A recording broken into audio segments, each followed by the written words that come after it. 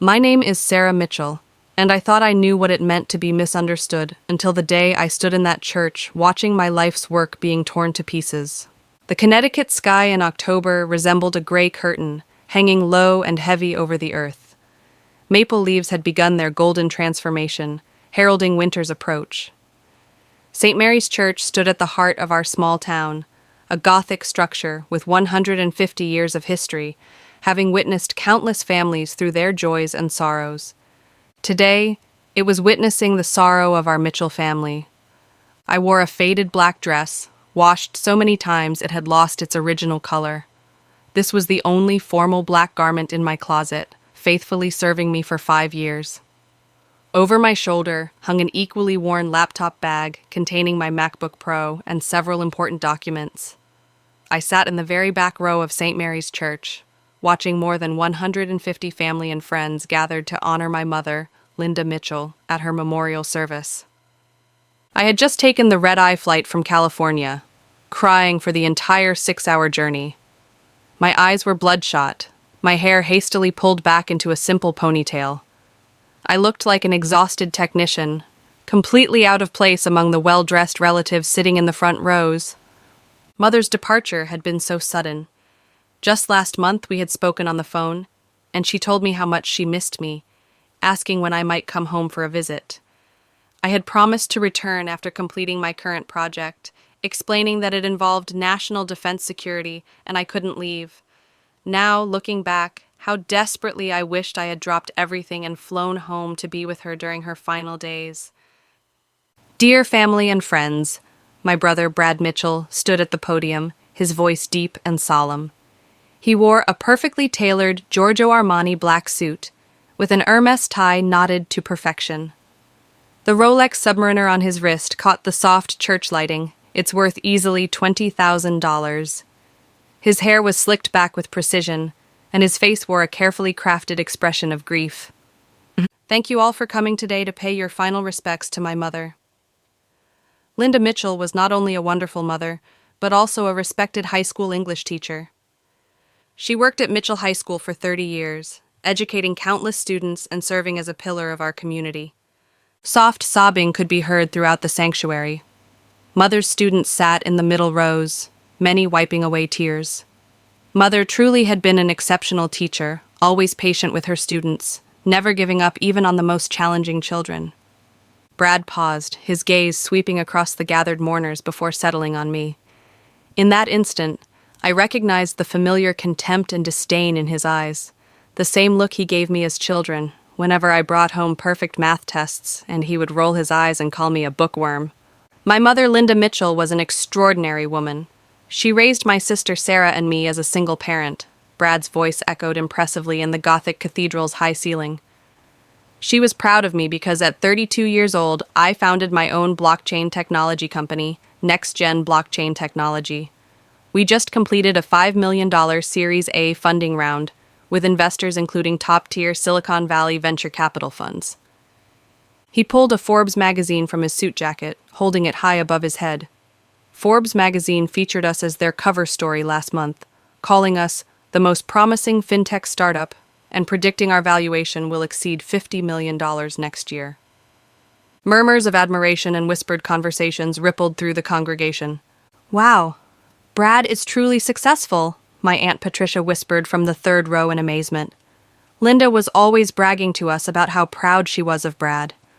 Yes, indeed. To secure that much funding at 32 is simply brilliant. My Uncle Dennis nodded approvingly. We have an entrepreneur in the family. My father, Robert Mitchell, sitting in the front row, though grieving for his wife's passing, couldn't help but show a hint of proud smile when hearing his son praised. He turned to gauge others' reactions, basking in the admiration.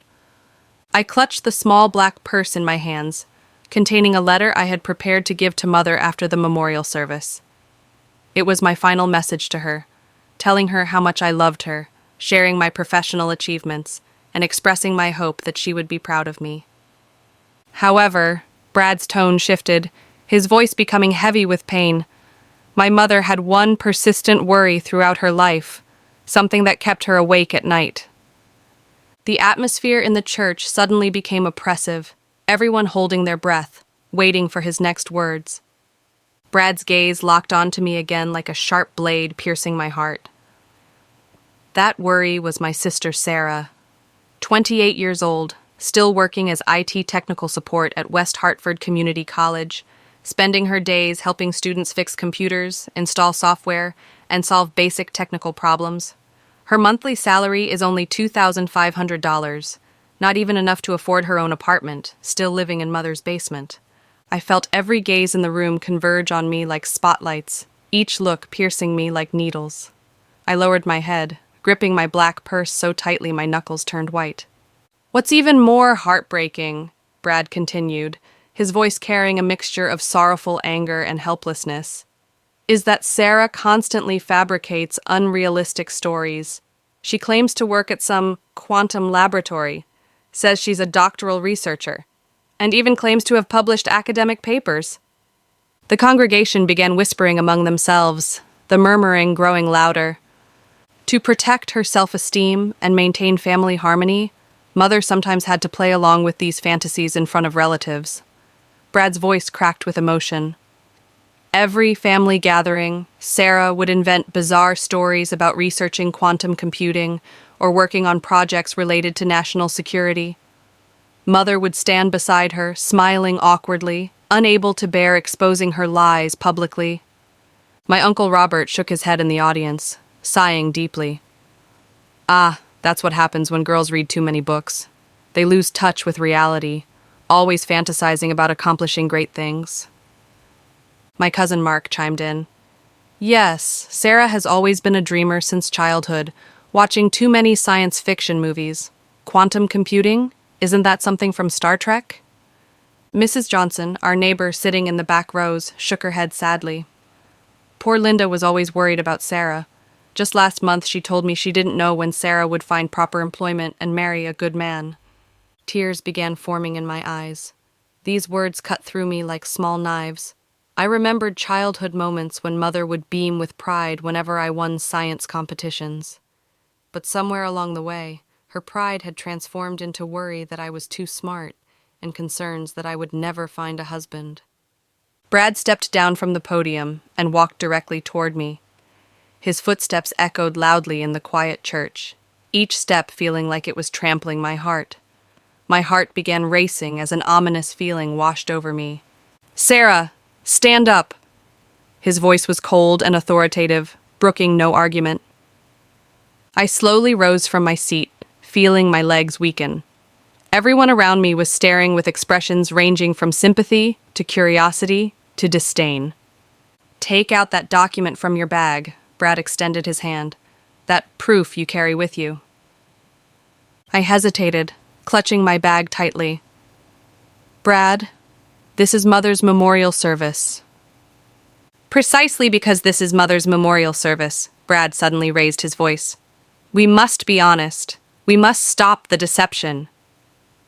He snatched my bag and pulled out a red leather document folder.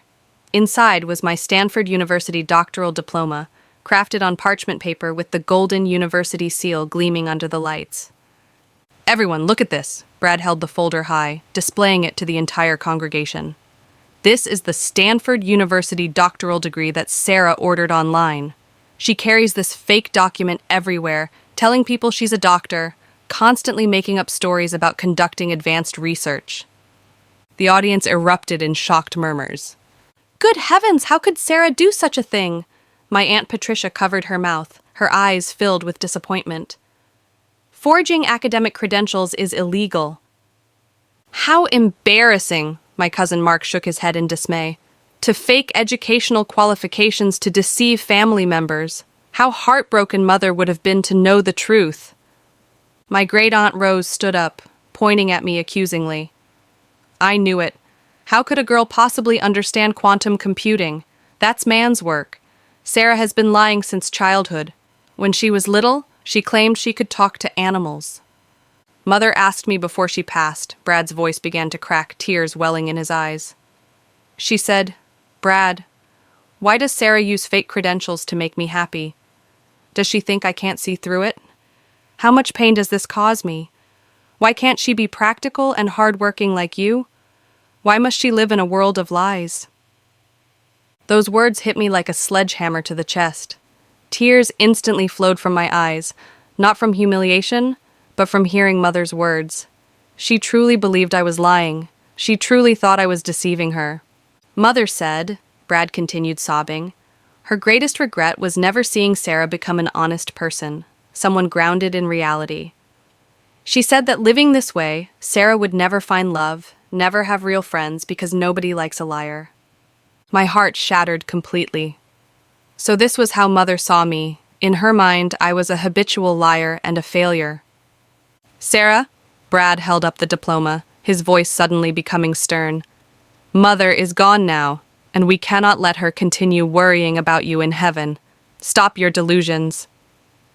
He paused, surveying the entire gathering, then raised his voice dramatically. There's nothing wrong with working IT support at community college. There's nothing wrong with honestly repairing computers. But... Complete silence fell over the room, everyone holding their breath for his next words. Stop insulting Mother's intelligence with these fake documents. Stop tainting our family's reputation with your lies. With that declaration, Brad held my Stanford doctoral diploma high above his head and, in front of more than 150 people, tore it in half with both hands. The sound of ripping paper echoed through the church. The red leather cover split in two, and the beautiful parchment certificate inside was torn to shreds. Those fragments fluttered in the air like autumn leaves before slowly settling on the church's marble floor. Golden seal fragments scattered across the ground. The diploma I had earned through 4 years of day and night dedication in laboratories was destroyed. Complete silence. Even the babies stopped crying. Throughout the entire church, only my sobbing could be heard. My father, Robert Mitchell, sat in the front row, shaking his head in anguish, his face showing disappointment and pain. Sarah, why can't you be practical like Brad? Your lies over all these years caused your mother such suffering. She was still crying about you on her deathbed. My Aunt Patricia stood up, pointing at me. I saw through this long ago. No girl could possibly do quantum computing.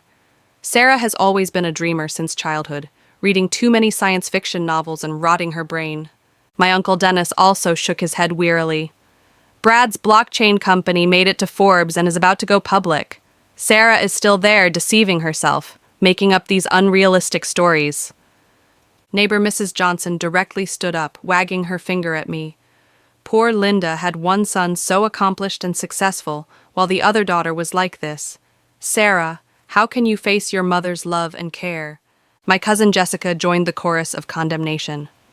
Cousin, you're 28 years old and still telling these childish lies. Look at cousin Brad. He's a true success story. When will you finally grow up? Brad returned to the podium, adjusting his tie, and calmly continued his speech.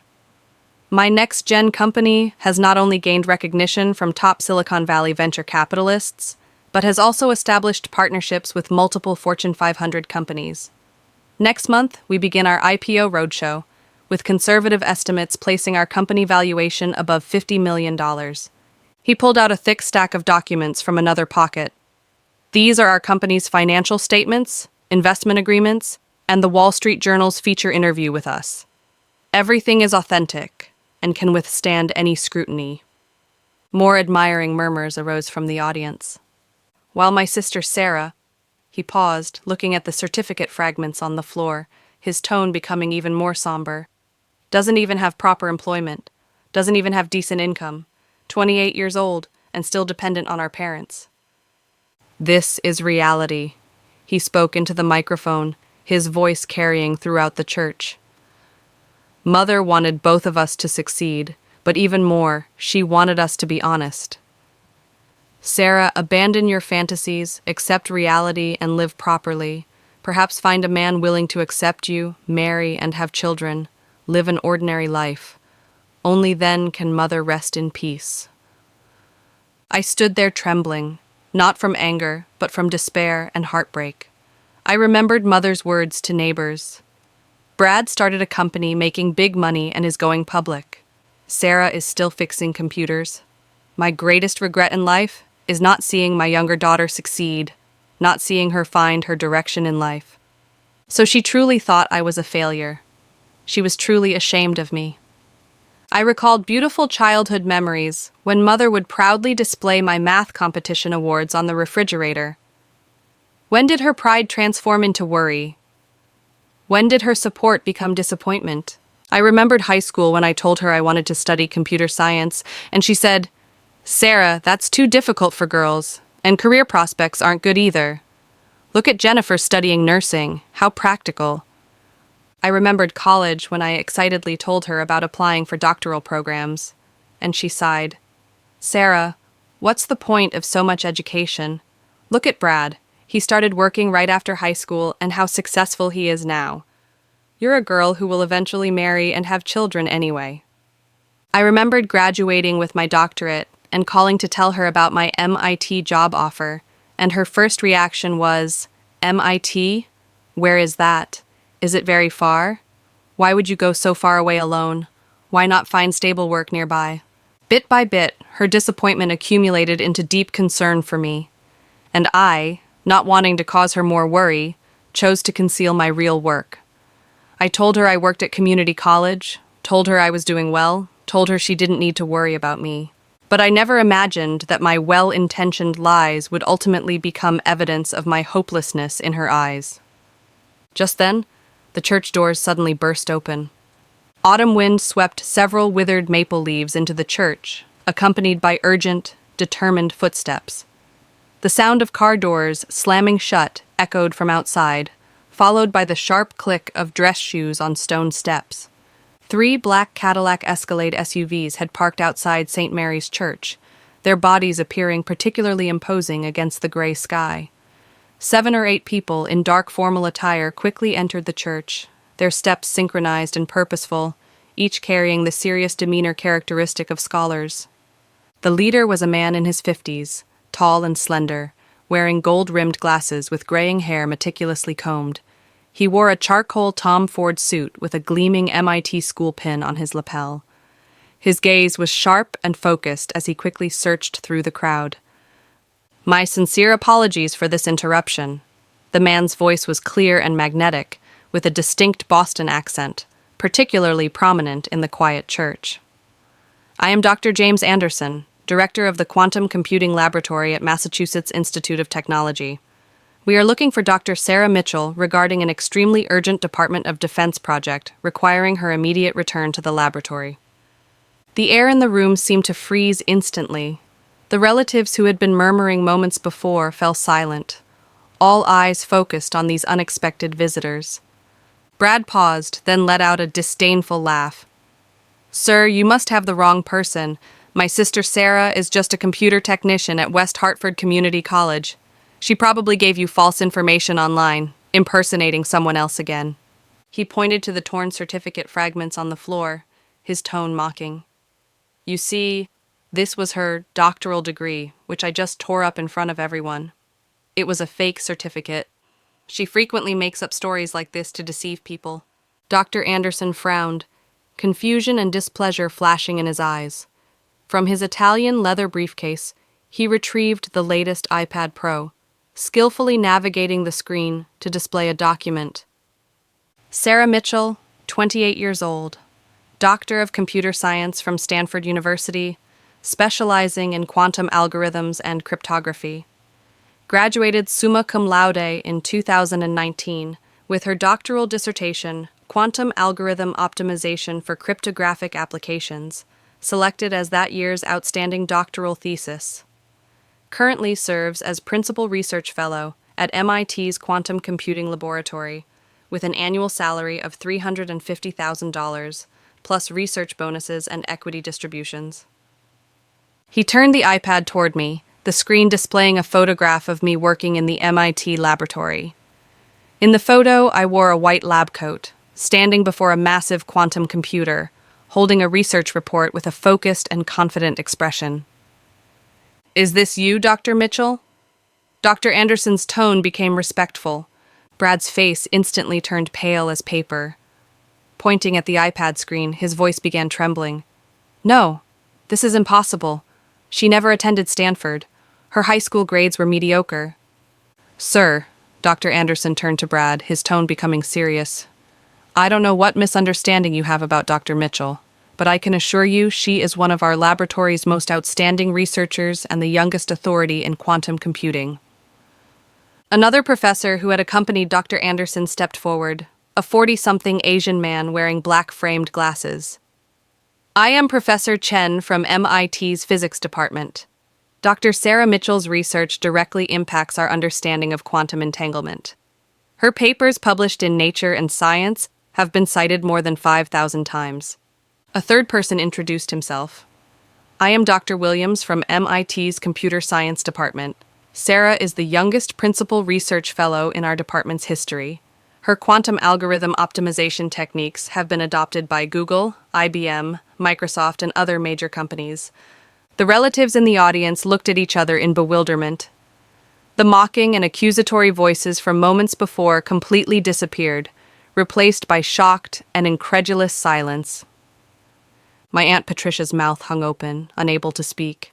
My Uncle Dennis's expression shifted from contempt to surprise, then to deep confusion. Dr. Mitchell, Dr. Anderson looked at me, his tone becoming more urgent.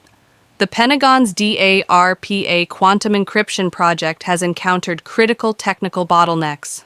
Your optimized version of Shor's algorithm is currently the only possible solution to break through this barrier. Defense Secretary Austin personally ordered that we find you immediately. I took a deep breath, trying to calm the excitement and hurt in my heart. In this moment, I felt my spine straighter than ever before. I slowly stood up from my seat and wiped the tears from my eyes. Professor Anderson, my voice was clear and calm, carrying clearly to every corner of the quiet church. I sent the specific technical details for the DARPA project to you last night through NSA's encrypted channels. Regarding the coherence maintenance problem of quantum entangled states in noisy environments, I recommend using my improved quantum error correction code. The specific mathematical models and simulation results are in my private GitHub repository. Dr. Anderson's face immediately showed relief.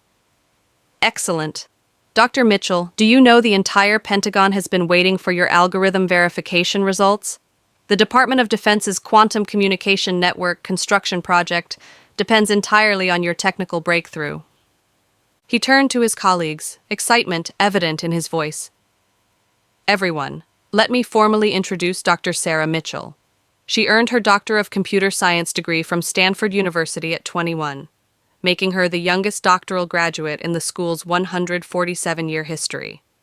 Her doctoral dissertation not only received highest honors, but directly advanced the development of quantum cryptography.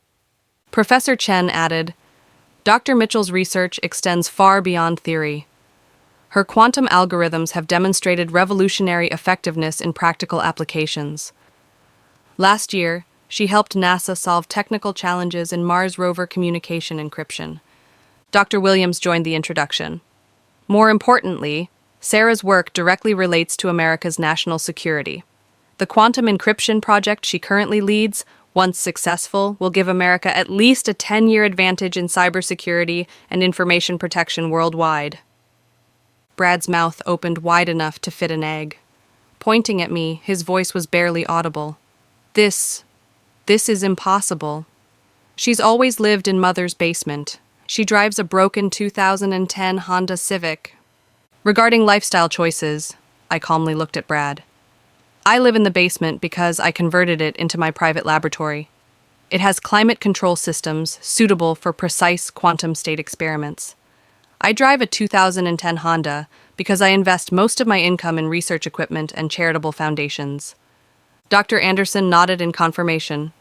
Yes, Dr. Mitchell is very modest. She donates most of her award money to support young women's STEM education. Last year, she contributed $500,000 to the National Women in Technology Foundation.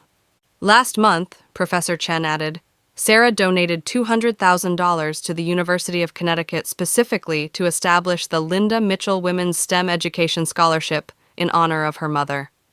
Hearing Mother's name, tears began forming in my eyes again. I remembered calling Mother last month to tell her about this scholarship, and she cried on the phone, saying I was being foolish and should save money for myself. At that moment, More footsteps could be heard at the church entrance. I saw two people in dark blue Federal Bureau of Investigation uniforms enter, their badges gleaming under the lights. The leader was a tall white male in his 30s with a serious expression. His partner was an Asian woman who appeared very capable and professional. "Good afternoon." The lead agent displayed his credentials, his voice clear and authoritative. "I am Special Agent Michael Wilson from the FBI Financial Crimes Investigation Division. We are looking for Bradford Mitchell regarding important matters requiring discussion." Brad's face instantly became whiter than snow. His body began trembling slightly, beads of sweat forming on his forehead. I am Bradford Mitchell. May I ask what this concerns?" His voice shook terribly, completely losing the authority and confidence he had displayed at the podium. Agent Wilson approached Brad and retrieved a thick document from his briefcase. "Bradford Mitchell, you are suspected of operating a Ponzi scheme, defrauding more than $12 million with over 200 victims. We are formally arresting you. Please cooperate with our investigation." The congregation erupted in thunderous exclamations. "What?" My father jumped from his seat, his expression instantly transforming from grief to shock and disbelief. "This is impossible. Brad's company just secured $5 million in funding." Forbes magazine covered the story. Agent Wilson's partner, the Asian female agent, stepped forward. "Sir, we regret to inform you that your son's next-gen blockchain technology company has been an elaborate Ponzi scheme from the beginning. The so-called blockchain technology, Series A funding, and Forbes coverage were all fabricated." She pulled out photographs and documents from her folder. "This is evidence from our investigation. Bradford Mitchell has been systematically defrauding investor funds since 2019 using false investment return promises. He guaranteed 15% monthly returns, claiming profits came from blockchain technology and cryptocurrency trading." Agent Wilson added, "Victims primarily include retired elderly and middle-class families who invested pension funds, children's education savings, and even home mortgage loans into this scheme. Total fraud exceeds $12 million. These elderly people now face homelessness." The female agent's voice carried anger. "Some lost their life savings. Others were hospitalized due to stress." My Aunt Patricia pointed at Brad with a trembling finger. "Then, those luxury cars, mansions, and those investors?" "All rented or borrowed," Agent Wilson explained calmly. "He rented luxury automobiles, borrowed friends' mansions for photography, and hired actors to portray investors. The so-called Forbes coverage was paid content on small websites, then forged to appear as famous magazine reporting. He even forged bank statements and investment agreements." The female agent displayed evidence. "These documents appeared professional but were all created using Photoshop." Brad began frantically shaking his head, his eyes filled with desperation and fear. "No, you're mistaken. My company is real. I have real investors. I have real technology." "Your so-called investors," Agent Wilson patiently explained, "were actually your fraud victims.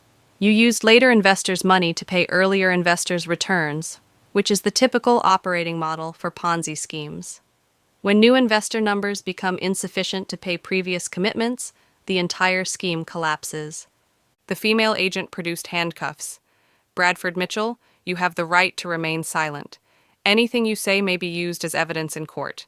You have the right to an attorney.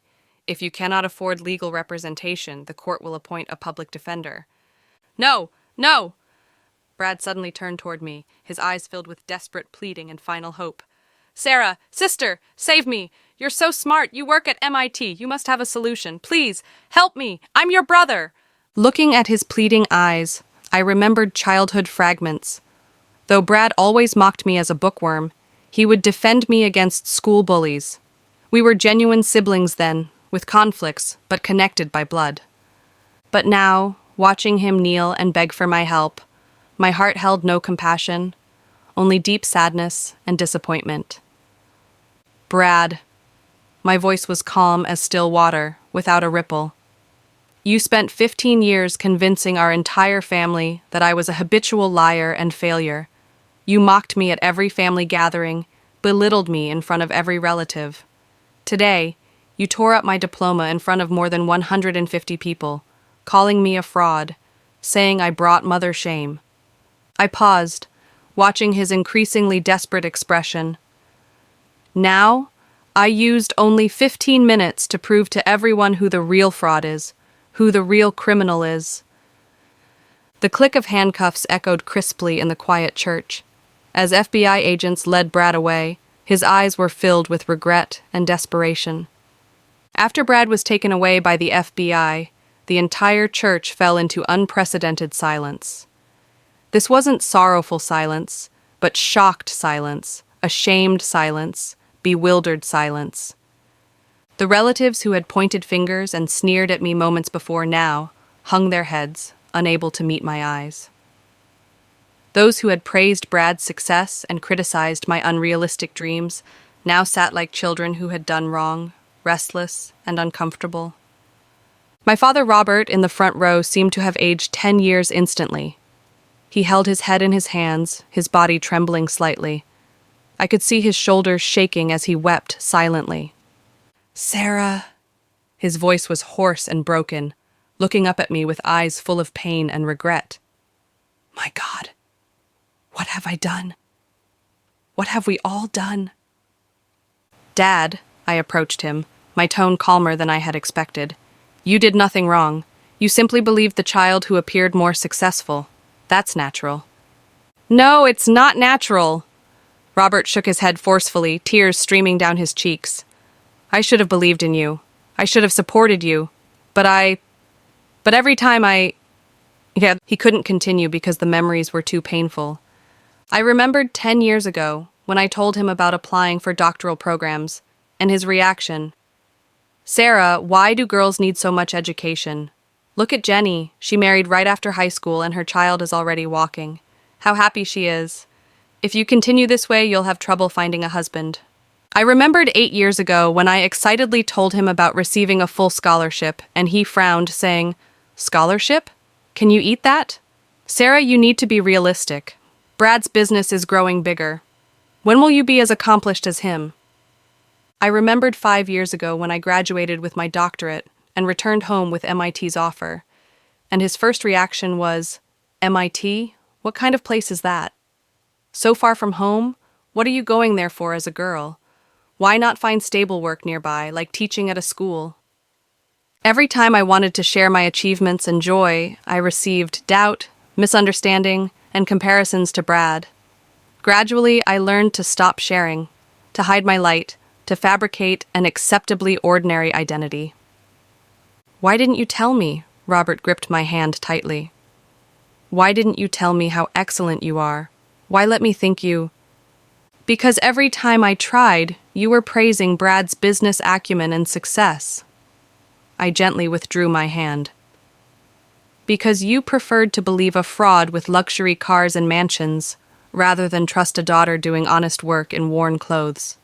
Dr. Anderson approached us, gently patting my shoulder. "Dr. Mitchell, your mother actually knew the truth in her final moments." I looked at him in surprise.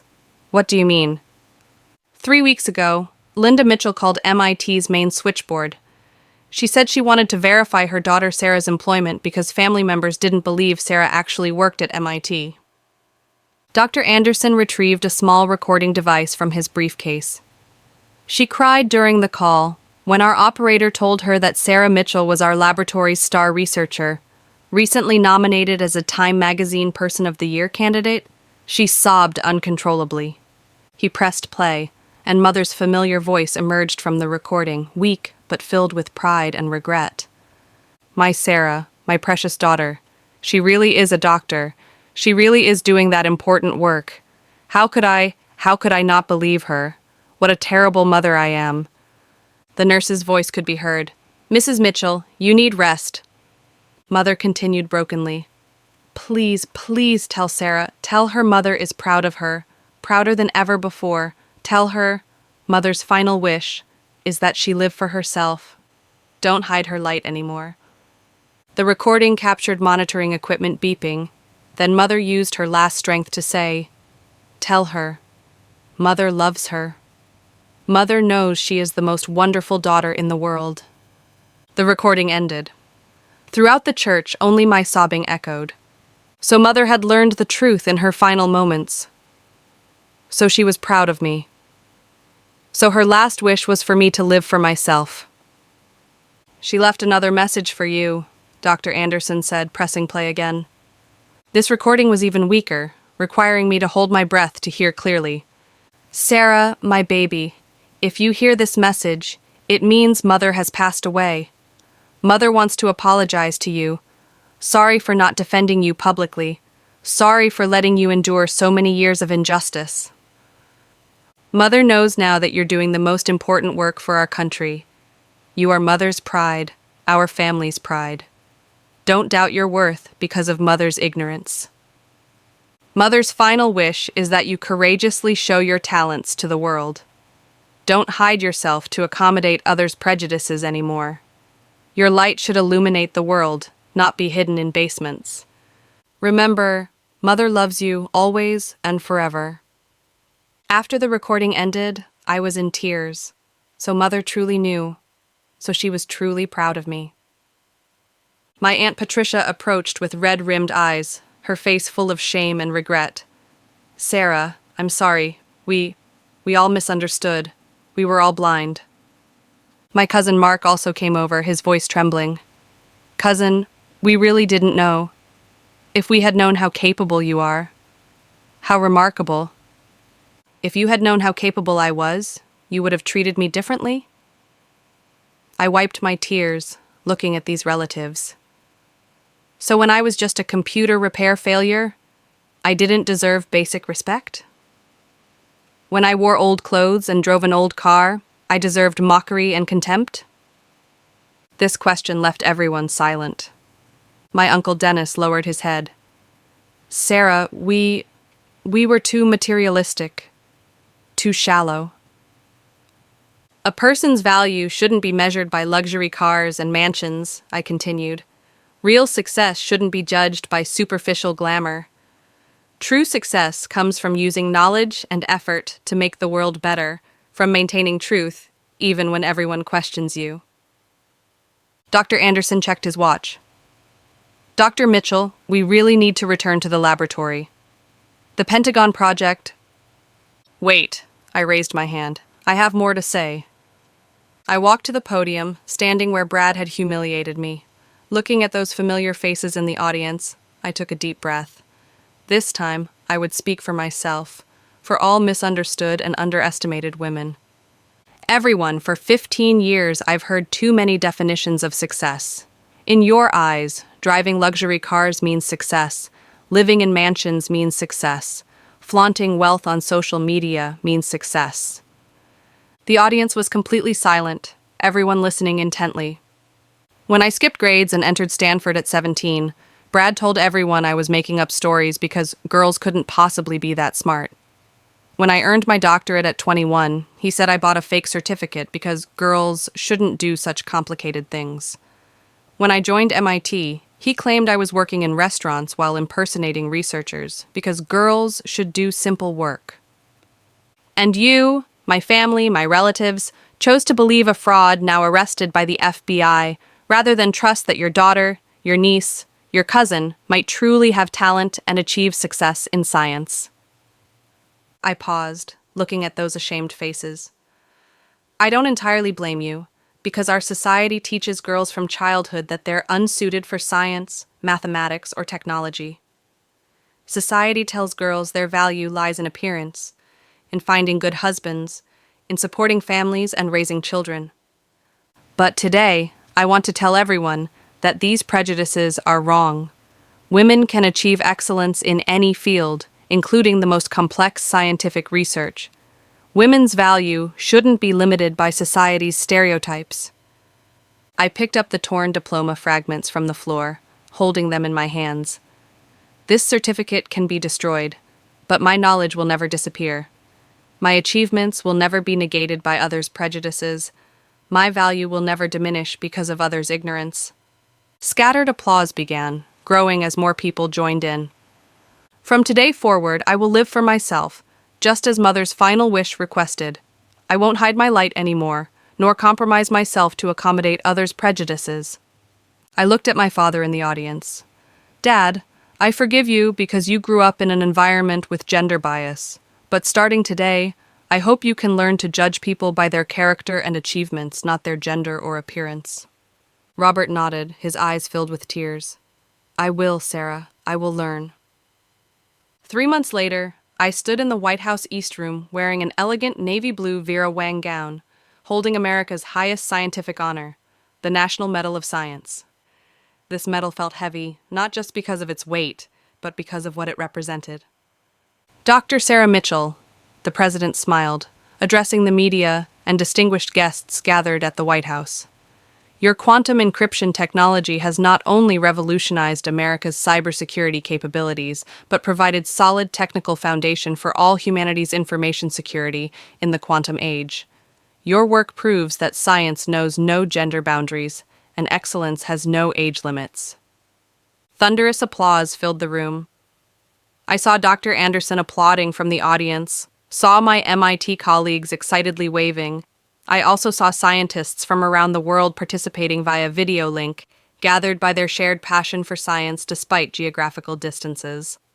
More importantly, the president continued, Dr. Mitchell's story teaches us that true success isn't luxury cars and mansions, isn't false social media displays, but using knowledge and effort to make the world better. She is a role model for all young women, proving that women in STEM fields can reach any heights. I also saw my father Robert sitting in the last row of the distinguished guests section.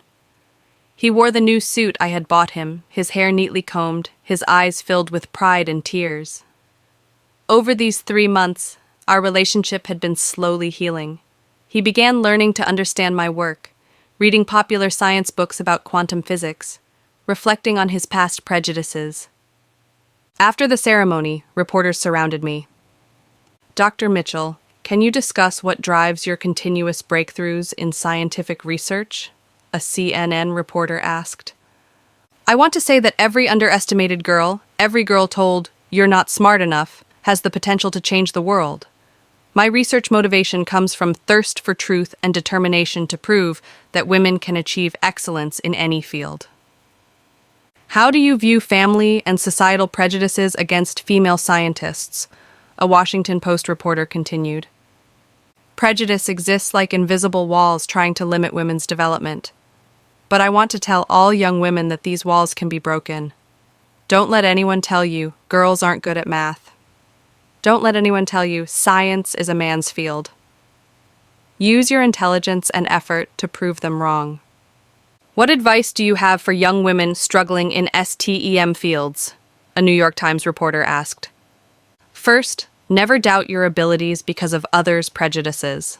Second, find supportive mentors and colleagues. Science is collaborative work. Third, remember your work isn't just for personal achievement, but to make the world better and open paths for future girls. During the post-ceremony reception, I received unexpected news. My phone rang with an unfamiliar number. Is this Dr. Sarah Mitchell? I'm the editor of Time magazine. We want to give you wonderful news. You've been selected as this year's Time Person of the Year. You're the first female scientist to receive this honor for scientific achievements. This news filled me with joy. Time Person of the Year is one of the world's most influential personal honors, and receiving this title meant my story and achievements had gained global recognition. A week later, I stood at the Time magazine photo shoot. The photographer positioned me in MIT's quantum computing laboratory, with our latest quantum computer as background. The cover headline read, "The Quantum Queen: How Sarah Mitchell is Revolutionizing Science and Shattering Gender Barriers." During the shoot break, I received heartbreaking news. It was a letter from Connecticut Federal Prison sent by Bradford Mitchell. Dear Sarah, I know I have no right to write this letter, but I must say some things. First, I apologize for my unjust treatment of you over these years. I was jealous of your intelligence, jealous of your talent, so I used mockery and belittlement to mask my own insecurity. I know it's too late to say this now, but I must admit you have always been our family's true pride. In prison, I have much time to reflect on my life. I realize how foolish and selfish I was. I built a false success image with lies, harming so many innocent people. While you, with genuine talent and effort, are truly changing the world. I saw news of your National Medal of Science, saw the Time magazine cover. When the prison television broadcast your TED Talk, all inmates fell silent to listen. Do you know? Even the most hardened criminals here say you're the most remarkable person they've ever seen. I don't seek your forgiveness. I know I don't deserve it. I only hope you continue your great work, continue advocating for underestimated women, continue illuminating the world with your brilliance. If Mother could see your achievements now, she would be the proudest mother in the world. Your brother Brad, P.S. I sent a statement I wrote in prison to the Wall Street Journal, confessing all my crimes and publicly apologizing for my unjust treatment of you. I hope this helps victims understand the truth. Reading this letter brought tears again, not from sadness for Brad, but heartbreak for his victims. Days later, the Wall Street Journal published a special statement titled, Ponzi Scheme Mastermind Publicly Apologizes, Admits Jealousy of MIT Doctor Sister. In this statement, Brad detailed his criminal activities and specifically mentioned his unjust treatment of me. My greatest crime wasn't just deceiving trusting investors, but systematically belittling and slandering my sister Dr. Sarah Mitchell due to jealousy and insecurity. Sarah is a genius, a scientist truly contributing to human progress, while I used lies and prejudice to nearly destroy her confidence. I want to apologize to everyone I harmed and to Sarah. She conquered the world with genuine talent while I deceived everyone with false success. I hope my story warns those with gender prejudices. Don't underestimate someone's abilities because of gender. Don't deny inner greatness because of ordinary appearance. Sarah proved with her achievements that true success comes from knowledge and character, not luxury cars and mansions. This statement created enormous social media response, with thousands of women sharing their experiences of being underestimated, calling for society to give women more understanding and support. This is my story, Sarah Mitchell's story, about perseverance, breaking prejudices, and female empowerment. I hope this world can give everyone, regardless of gender, equal opportunities to pursue their dreams.